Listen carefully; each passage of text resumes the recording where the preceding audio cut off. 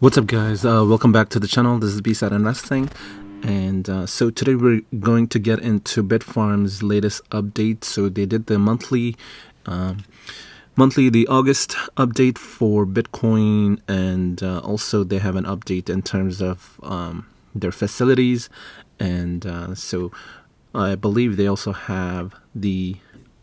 Let's see here. So they also purchased. Not purchase, sorry. They have the delivery coming in for some of the miners soon. So that is exciting. And so before getting in, let's just see what BitFarm is doing right now. Okay, so currently at the TSX price, it's sitting at 763. So that's about 1.46 up. Right, and also I do own BitFarms, so let me just show you before we get into it. So this is my 100K challenge video that I do update on weekly. So we're sitting at 8100, about 105% gain, and I do have about 160 shares of BitFarms here. So this is not the entire position, but it's something. So. Currently we're doing 57% up, so that's not bad, right? So yeah, at 760 it's still not a bad price. I mean, yeah. Okay, so getting into it, let's get through the let's do the Sherbrooke facility upgrade first. So what they've done is they've agreed with the city of Sherbrooke to build a fully developed 96 megawatt of green Bitcoin mining. So same thing with the hydropower, and it's going to be expedited. So let's look at it. So right, so still about, it's 100%, but 99%, just with a room, that margin of error 1%. Same thing with every industry. Right, so Sherbrooke facility, it's going to be bumped up to 96 megawatt. Currently, I believe they have, if we go back, it's not updated, but in the works, they have about, so currently it's, let's see here, Sherbrooke 1 and 2, it's 30 megawatt. And in the pipeline, we have Sherbrooke 3. So adding these two, it's, 68. So we're getting a bump here. So it's 96 megawatt of hydropower.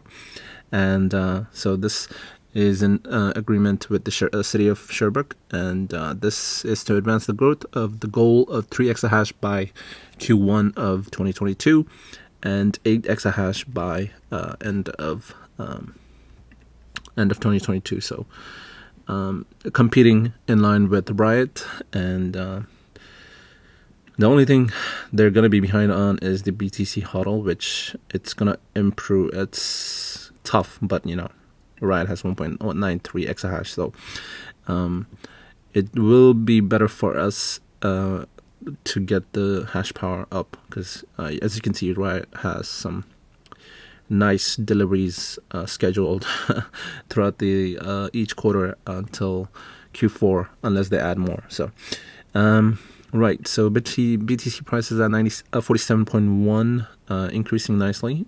Did drop in the morning to down to 45, and we're back up. So now it's just levels. So okay, and let's see. So they did have some issues with the residents complaining about the noise, because obviously with a huge stack of these miners, it's gonna generate a loud noise. Like you gotta be isolated, like at least a kilometer. And yeah, and I don't think this facility is that isolated. So so let's see. So they will be replacing this to the new facility, and they will go out with a new high efficiency facility with the next generation miners, which is going to be optimized for higher output level and lower power consumption. And obviously they are going to address the noise sound level. With the new facility, they'll be in a more remote place. Yeah, so like I mentioned, because they do make a lot of noise. Don't be fooled by what they say about the 75 decibel. Like that's just one, but if you put them all together, it's gonna make a loud noise. So it's great that they're isolating it. I think they should have gone with that in the first place, but then, obviously that's on the company, what's available for them. Obviously, I don't know what situation they were in when they went there, but I'm sure they made the best decision at the time. So okay, so this agreement is going to be a win-win, and obviously, right, they do mention here that if required, sound monitoring equipment, which allows BitFarm to adjust operation to reduce sound levels on real-time basis, that will be included in that remote location. So, I mean, that would be that would be nice in the current facility, but in the new facility, sure, it helps. But it being in a remote area, I guess it's not so bad. But yeah. So win-win-win situation with the resident, with the city, and with BitFarms. So still amazing for the company and everyone, and included here. So okay, now moving on to the production update and mining operations update here. So let's see. So they have mined so far in as of September 1st, 354 new Bitcoin in August, and so that's about 10 Bitcoin each day. And so far in the first 2 months of Q3, they mined 745, which is about 98% of the entire second quarter, which is ridiculous. But obviously, it's due to the getting miners delivered, and also with the 50% growth in production of, the capacity to produce more Bitcoin, about 50% more, because of the Chinese exodus. And currently looks like so since the exodus, if you look here, it did drop from 190 at the peak and all the way down to about 68. But of course, it is coming back up. So the network is getting built up, like the miners are getting, they're getting situated and all that.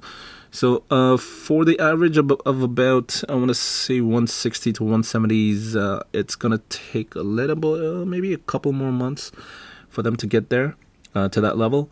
But yeah, so we don't have the entire 50% advantage right now, but it's getting smaller and smaller. So I'd say maybe 20-25% more to previous network, full capacity. So this is a little advantage there, but I think that advantage of 50% is losing, and so yeah, that's gone. But that's why you need the network power, the hash rate, so you can take advantage of these situations that kind of set us back 3 months in terms of the BTC price going up. So yeah. Okay, so far in 8 months, they've mined 2,102 Bitcoin, and they deposited at 2,028. So a few of them looks like they probably used for administrative expenses and stuff like that. So price, I think I discussed that. Okay, so August, same thing. July was the highest at 391, and currently August at 354. So let's see. So 8 exahash, we know that. So right, so they're getting the first delivery of 7,230 Bitcoin. Bitmain's S19J Pros, which is, let's see here, S19J Pro at 104.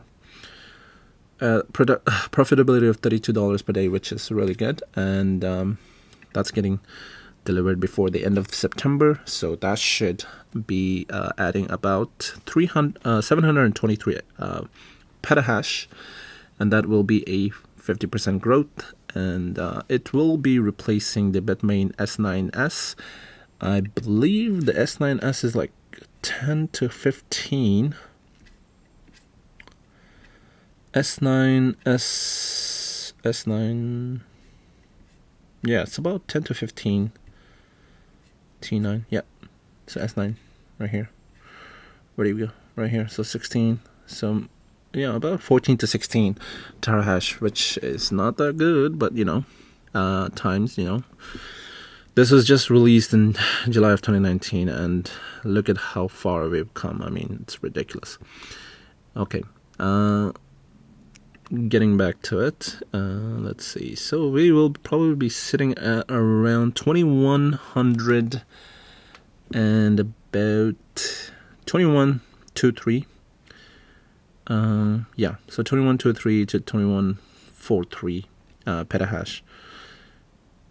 Sorry, 2.123 exahash by the end of September. So let's see. So Cowansville facility is now operational fully and expects to be running at full capacity by the end of September, and is expected to contribute approximately 100 petahash above the current production level.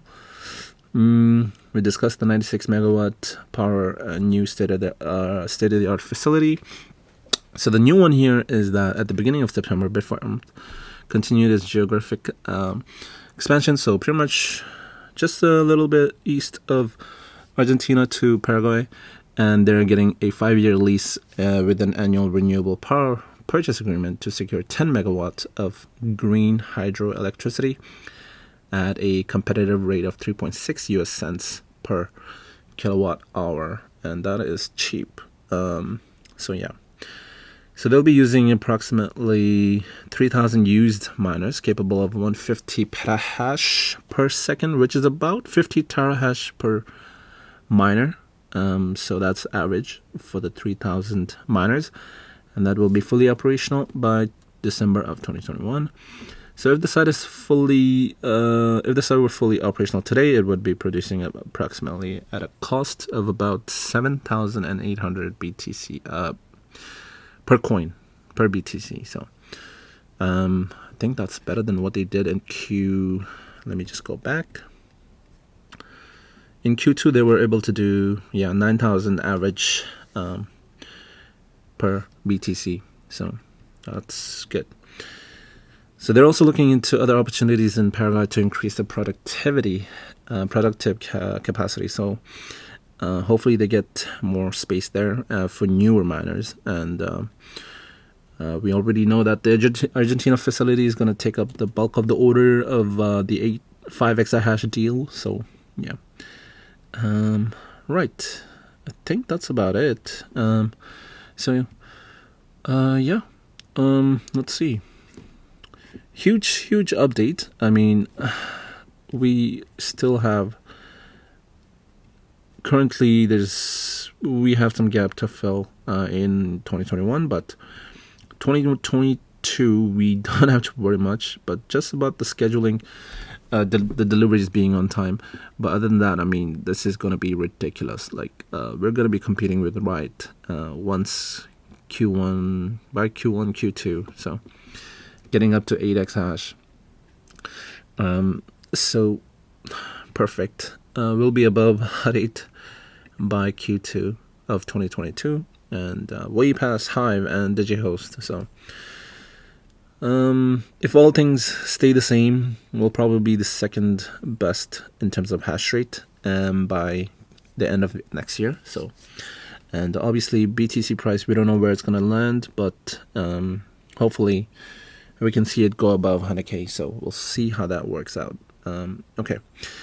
And right, so currently BITFARMS, if we look at the price here, same at about less than 2% gain, but BTC is nice. It's slowly going back up. So right, I don't want to keep this too long. I'll try to release the Hive update video today. It seems like a busier day than I thought, but if not today, then I'll do it by tomorrow for sure, because tomorrow I don't think I'm that busy. So right. So yeah, I mean, if you guys are interested in doing your own challenge, so I'm doing a 100K challenge from 1,000, well, from zero, but I started with about 1,000, and I was able to grow it to about 6,100 with just about $1,025 deposited. So yeah, so since we had the crash, kind of like stabilized here. The lowest point was here when we were just about $1,000 increase, and here as well, actually less than $600. Jeez, look where we're at now. We're way above 100%. So yeah, so I'm expecting for us to hit 10K within a couple of weeks. Usually my prediction with the 100K challenge video doesn't go well. I don't know why, but the opposite happens. So hopefully that doesn't happen right now. Fingers crossed. So a long way to 100K, but you know, the perspective, the mindset from myself and hopefully for you guys is long-term outlook, because you don't want to be impatient and, you know, just sell something that's gonna pop off like next few weeks, or just be patient with it. I mean, just be like Warren Buffett, like, and Charlie Munger. Just be patient with it. Think about it in terms of like decades, you know. So definitely have that kind of mindset, you know. Yeah. So I think we'll end it right here. Thank you for watching, and see you in the next one. Peace.